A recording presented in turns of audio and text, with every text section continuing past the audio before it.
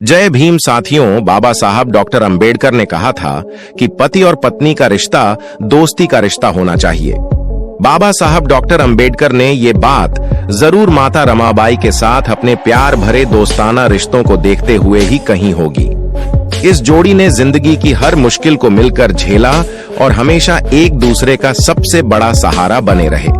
आज के इस खास वीडियो में मैं आपको बताऊंगा माता रमाबाई और बाबा साहब डॉक्टर अंबेडकर की जोड़ी की एक अनोखी दास्तान। तो आइए शुरू करते हैं। डॉक्टर अंबेडकर अपनी जीवन संगिनी रमाबाई अंबेडकर को प्यार से रामू कहकर पुकारते थे और उनकी रामू ने साहिब कहकर बुलाती थी। दोनों ने 27 सालों तक जीवन के सुख दुख सहे, दुख ज्यादा सुख बहुत कम। दोनों की शादी 1906 में उस समय हुई थी जब डॉक्टर अंबेडकर की उम्र महज 14 साल थी और रमाबाई की उम्र सिर्फ 9 साल थी। रमाबाई के मायके का नाम रामीबाई था। शादी के बाद उनका रमाबाई नाम पड़ा। डॉक्टर अंबेडकर के अनुयायी माता रमाबाई को रमाई कहते हैं।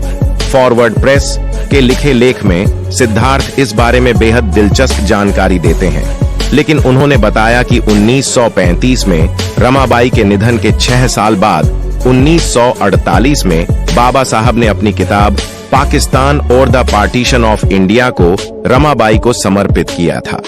उन्होंने लिखा, रामू की याद को समर्पित उसके सुंदर हृदय, उदात्त चेतना, शुद्ध चरित्र और असीम धैर्य और मेरे साथ कष्ट भोगने की तत्परता के लिए जो उसने उस दौर की जब हमारा कोई दोस्त नहीं था और हम चिंताओं और वंचनाओं के बीच जीवन जीने को मजबूर थे।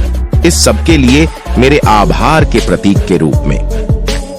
समर्पण के इन शब्दों में कोई भी अंदाजा लगा सकता है कि डॉक्टर अंबेडकर रमाबाई के व्यक्तित्व का कितना ऊंचा मूल्यांकन करते हैं और उनके जीवन में उनकी कितनी अहम भूमिका थी। समर्पण के इन शब्दों में वह इस बात पर भी जोर देते हैं कि दोनों के जीवन में एक ऐसा समय रहा है जब उनका कोई संगिनी साथी नहीं था, तब वो दोनों एक दूसरे के संग अपने साथी थे।